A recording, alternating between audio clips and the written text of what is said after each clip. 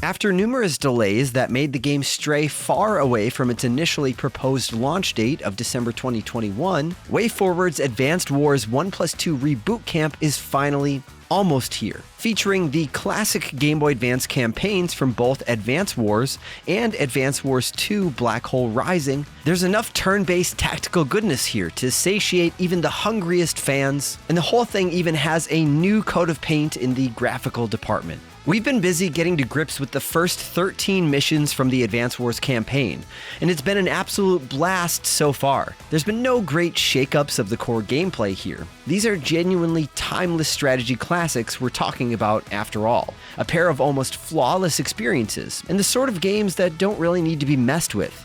However, some excellent new modes and a few modern bells and whistles have been introduced, making for an even slicker and more streamlined experience than the one you'll remember from back in the old days. For those who are new to the series, Advance Wars' brand of turn-based warfare is all about facing off against enemy armies with a view to either wiping out all their units or capturing their HQ. In order to do so, you'll need to capture cities dotted around the map, with each city you control giving you more funds, which you use to spawn all manners of vehicles and troops onto the battlefield from your bases. Captured cities also allow you to heal and repair by simply stationing the affected unit there for a few turns. Maps are dinky little grids with plenty of choke points such as bridges to consider, and from this very simple setup, these games manage to produce glorious strategic confrontations. New unit types are introduced at a nice pace to up the ante as you progress through the campaign. You'll start out with some basic infantry and a small tank, but before long, you'll be using bombers and helicopters, blasting enemy planes out of the sky with anti-air missiles, sneaking around the sea in submarines, engaging battleships, and having great big tank battles to control and/or push through all-important choke points. Further to this, the CO, commanding officer, you are currently using will have a special CO skill that can be utilized as you fight and fill up the gauge. Once unleashed, these skills have the power to turn the tide of battle. For example, Andy can miraculously repair units across the entire battlefield. Olaf covers the map in snow, making movement harder for his foes. Max can boost his army's firepower and defensive capabilities, and Grit can employ his sniping abilities to extend the distance at which his units may attack. CO skills also come in a super variant as well, so there's no shortage of tools to employ here overall. Starting off the campaign from the first game in this reboot, fans of the series will immediately feel at home, as it's an almost scene-for-scene reproduction of the early stages of the original, with a now super sassy Nell running you through tutorials to get you up to speed on how to pound your enemies into dust. The tutorial here has certainly been condensed from how we remember it back in 2001, with just a few missions to teach you the basics of movement, healing units, mending busted vehicles, and capturing those all-important cities before you launch into the story-driven campaign proper. It's a nice shakeup, doing away with the extended and mandatory tutorial section of the GBA version in favor of incorporating advanced lessons into the campaign battles themselves. You'll learn the ins and outs of APCs, helicopters, submarines, battleships, various tank types, surface-to-air defenses, and so on as you need them. If you feel like you already know best, you can skip a lot of this stuff and plow right through as well. Of course, anyone needing extra help or wanting to take it a little easier or slower is also catered to, with extensive tips from Nell herself. There's plenty of information on every aspect of battle to read through at your leisure, and a casual mode that allows newcomers to find their feet in fights that can be delightfully drawn out and challenging affairs. Indeed, it may look cute, but Advance Wars provides a stern test of your strategic skills once it really gets going on harder modes, and a finely tuned turn-based beast awaits those who want to up the difficulty and really push themselves. Now, speaking of the cute looks, the graphical overhaul here is a noticeable one, replacing the chunky pixel look of the original games with a wonderfully clean, clear, and super sharp style that's full of nice little details and animations. We'll admit, it took us a little while to warm up to it. We're big fans of those thick and chunky early nostalgic features. But a few missions in, and we can see the benefits.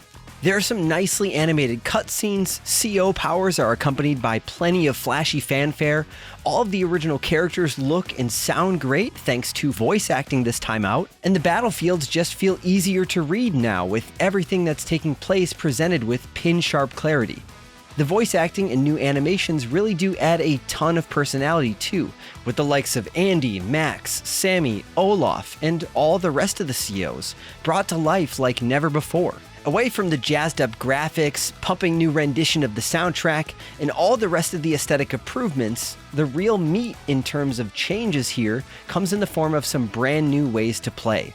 Not only can you settle in 4-player fun on one Switch console, or via 4 separate consoles in local play, but online is also now an option, allowing you to jump into matches against your pals over the internet. You've even got an ID tag this time around that's emblazoned with your military achievements, so you can show off to your pals before giving them what they deserve on the battlefield. Of course, we haven't had a chance to try out online multiplayer just yet, and the whole thing will depend on how well the performance holds up.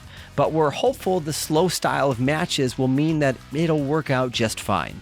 The design room gives you access to a tricked out map editor, allowing you to create your own maps to battle on or to share online for other users to enjoy. There's also a new War Room mode that allows you to select from a whole bunch of maps, with more available to purchase from Hachi's shop with your hard-earned winnings. The War Room's battles are score-based affairs that see you settle in to earn your S+ rankings, while Versus allows you to take on other players or the CPU in order to hone your skills and commit map tactics to memory. In short, there are lots of fun ways to play, and it's amazing just how little the core of these games has aged over the past 22 years. The strategic fun here really is just as massively engrossing as ever. Seriously, if you've never played Advance Wars, you're in for such a huge treat. There are a handful of nice little touches added to make things really feel that little bit zippier, such as the ability to fast forward through enemy turns and battle animations, or even rewind and reset to your previous turn.